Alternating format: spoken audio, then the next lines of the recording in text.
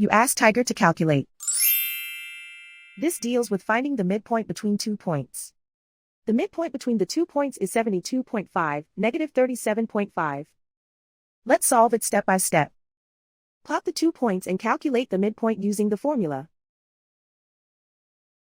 The coordinates of point 1 are, x1 equals 76, y1 equals negative 53.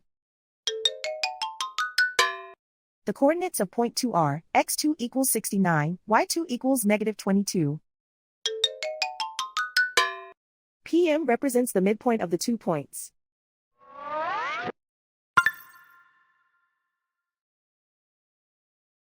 Use the x values in the midpoint formula to find the midpoints x. x1 equals 76.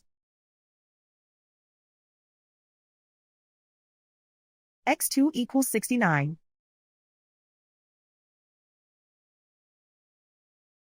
Simplify the arithmetic.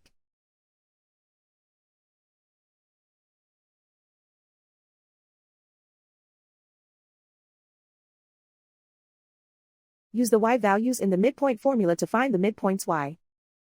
y1 equals negative 53. y2 equals negative 22. Simplify the arithmetic.